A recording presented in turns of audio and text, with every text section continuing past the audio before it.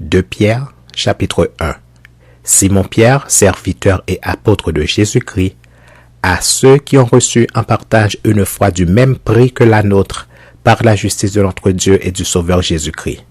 Que la grâce et la paix vous soient multipliées par la connaissance de Dieu et de Jésus-Christ notre Seigneur. Comme sa divine puissance nous a donné tout ce qui contribue à la vie et à la piété au moyen de la connaissance de celui qui nous a appelés par sa propre gloire et par sa vertu, lesquels nous assurent de sa part les plus grandes et les plus précieuses promesses, afin que par elles, vous deveniez participants de la nature divine en fuyant la corruption qui existe dans le monde par la convoitise. À cause de cela même, faites tous vos efforts pour joindre à votre foi la vertu, à la vertu la science, à la science la tempérance, à la tempérance la patience et à la patience la piété. À la piété, l'amour fraternel, à l'amour fraternel, la charité. Car si ces choses sont en vous, et ils sont avec abondance, elles ne vous laisseront point oisifs ni stériles pour la connaissance de notre Seigneur Jésus-Christ. Mais celui en qui ces choses ne sont point est aveugle. Il ne voit pas de loin, et il a mis en oubli la purification de ses anciens péchés. C'est pourquoi, frères, appliquez-vous d'autant plus à affermir votre vocation et votre élection, car en faisant cela, vous ne broncherez jamais. C'est ainsi en effet que l'entrée dans le royaume éternel de notre Seigneur et Sauveur Jésus-Christ vous sera pleinement accordée. Voilà pourquoi je prendrai soin de vous rappeler ces choses, bien que vous les sachiez et que vous soyez affermis dans la vérité présente. Et je regarde comme un devoir, aussi longtemps que je suis dans cette tente, de vous tenir en éveil par des avertissements. Car je sais que je la quitterai subitement ainsi que notre Seigneur Jésus-Christ me l'a fait connaître. Mais j'aurai soin qu'après mon départ, vous puissiez toujours vous souvenir de ces choses. Ce n'est pas en effet en suivant des fables habilement conçues que nous vous avons fait connaître la puissance et l'avènement de notre Seigneur Jésus-Christ, mais c'est comme ayant vu sa majesté de nos propres yeux. Car il a reçu de Dieu le Père honneur et gloire, quand la gloire magnifique lui fit entendre une voix qui disait « Celui-ci est mon Fils bien-aimé en qui j'ai mis toute mon affection. » Et nous avons entendu cette voix venant du ciel lorsque nous étions avec lui sur la sainte montagne. Et nous tenons pour d'autant plus certaine la parole prophétique à laquelle vous faites bien de prêter attention comme à une lampe qui brille dans un lieu obscur jusqu'à ce que le jour vienne apparaître et que l'étoile du matin se lève dans vos cœurs, sachant tout d'abord vous-même qu'aucune prophétie de l'Écriture ne peut être un objet d'interprétation particulière, car ce n'est pas par une volonté d'homme qu'une prophétie a jamais été apportée, mais c'est poussé par le Saint-Esprit que des hommes ont parlé de la part de Dieu. 2 Pierre, chapitre 2. Il y a eu parmi le peuple de faux prophètes, et il y aura de même parmi vous de faux docteurs qui introduiront des sectes pernicieuses et qui, reniant le maître qui les a rachetés, attireront sur eux une ruine soudaine. Plusieurs les suivront dans leur dissolution, et la voix de la vérité sera calomniée à cause d'eux.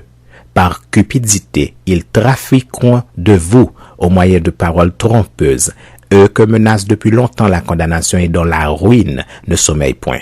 Car si Dieu n'a pas épargné les anges qui ont péché, mais s'il les a précipités dans les abîmes de ténèbres et les réserve pour le jugement, s'il n'a pas épargné l'ancien monde, mais s'il a sauvé Noé, lui, 8e, ce prédicateur de la justice, lorsqu'il fit venir le déluge sur un monde d'impies, s'il a condamné à la destruction et réduit en cendres les villes de Sodome et de Gomorrhe, les donnant comme exemple aux impies à venir, et s'il a délivré le juste Lot, profondément attristé de la conduite de ces hommes sans frein dans leur dissolution, car ce juste qui habitait au milieu d'eux tourmentait journellement son âme juste à cause de ce qu'il voyait et entendait de leurs œuvres criminelles.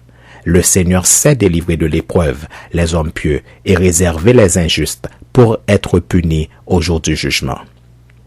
Ceux surtout qui vont après la chair dans un désir d'impureté et qui méprisent l'autorité, audacieux et arrogants, ils ne craignent pas d'injurier les gloires, tandis que les anges, supérieurs en force et en puissance, ne portent pas contre elles de jugement injurieux devant le Seigneur. Mais eux, semblables à des brutes qui s'abandonnent à leur penchant naturel et qui sont nés pour être prises et détruites, ils parlent d'une manière injurieuse de ce qu'ils ignorent, et ils périront par leur propre corruption, recevant ainsi le salaire de leur iniquité.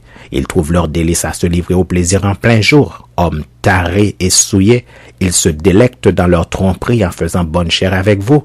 Ils ont les yeux pleins d'adultère et insatiables de péché. Ils amorcent les âmes mal affermies. Ils ont le cœur exercé à la cupidité. Ce sont des enfants de malédiction. Après avoir quitté le droit chemin, ils se sont égarés en suivant la voie de Balaam, fils de Bosor, qui aima le salaire de l'iniquité, mais qui fut repris pour sa transgression. Une ânesse muette, faisant entendre une voix d'homme, arrêta la démence du prophète. Ces gens-là sont des fontaines sans eau, des nuées que chasse un tourbillon. L'obscurité des ténèbres leur est réservée. Avec des discours enflés de vanité, ils amorcent par les convoitises de la chair, par les dissolutions, ceux qui viennent à peine d'échapper aux hommes qui vivent dans l'égarement. Ils leur promettent la liberté quand ils sont eux-mêmes esclaves de la corruption, car chacun est esclave de ce qui a triomphé de lui. En effet, si après s'être retirés des souillures du monde par la connaissance du Seigneur et Sauveur Jésus-Christ, ils s'y engagent de nouveau et sont vaincus, leur dernière condition est pire que la première. Car mieux valait pour eux n'avoir pas connu la voie de la justice que de se détourner après l'avoir connu du saint commandement qui leur avait été donné. Il leur est arrivé ce que dit un proverbe vrai: le chien est retourné à ce qu'il avait vomi et la truie lavée s'est vautrée dans le bourbier. 2 Pierre, chapitre 3. Voici déjà, bien-aimés, la seconde lettre que je vous écris. Dans l'une et dans l'autre, je cherche à éveiller par des avertissements votre saine intelligence, afin que vous vous souveniez des choses annoncées d'avance par les saints prophètes et du commandement du Seigneur et Sauveur, enseigné par vos apôtres, sachant avant tout que dans les derniers jours, il viendra des moqueurs avec leur raillerie, marchant selon leur propre convoitise et disant: où est la promesse de son avènement? Car depuis que les pères sont morts, tout demeure comme dès le commencement de la création. Ils veulent ignorer en effet que des cieux existèrent autrefois par la parole de Dieu, de même qu'une terre tirée de l'eau est formée au moyen de l'eau, et que par ces choses, le monde d'alors périt, submergé par l'eau, tandis que par la même parole, les cieux et la terre d'à présent sont gardés et réservés pour le feu, pour le jour du jugement et de la ruine des hommes impies. Mais il est une chose, bien-aimée, que vous ne devez pas ignorer, c'est que devant le Seigneur, un jour est comme 1000 ans, et 1000 ans sont comme un jour. Le Seigneur ne tarde pas dans l'accomplissement de la promesse comme quelques-uns le croient, mais il use de patience envers vous, ne voulant pas qu'aucun périsse, mais voulant que tous arrivent à la repentance. Le jour du Seigneur viendra comme un voleur. En ce jour, les cieux passeront avec fracas, les éléments embrasés se dissoudront, et la terre, avec les œuvres qu'elle renferme, sera consumée. Puisque donc toutes ces choses doivent se dissoudre, qu'elles ne doivent pas être la sainteté de votre conduite et de votre piété, tandis que vous attendez et hâtez l'événement du jour de Dieu, à cause duquel les cieux enflammés se dissoudront et les éléments embrasés se fondront. Mais nous attendons, selon sa promesse, de nouveaux cieux et une nouvelle terre où la justice habitera. C'est pourquoi, bien-aimés, en attendant ces choses, appliquez-vous à être trouvés par lui sans tache et irrépréhensibles dans la paix. Croyez que la patience de notre Seigneur est votre salut. Comme notre bien-aimé frère Paul vous l'a aussi écrit selon la sagesse qui lui a été donnée. C'est ce qu'il fait dans toutes les lettres où il parle de ces choses dans lesquelles il y a des points difficiles à comprendre, dont les personnes ignorantes et mal affermies tordent le sens, comme celui des autres Écritures, pour leur propre ruine. Vous donc, bien-aimés, qui êtes avertis, mettez-vous sur vos gardes, de peur qu'entraînés par l'égarement des impies, vous ne veniez à déchoir de votre fermeté, mais croissez dans la grâce et dans la connaissance de notre Seigneur et Sauveur Jésus-Christ.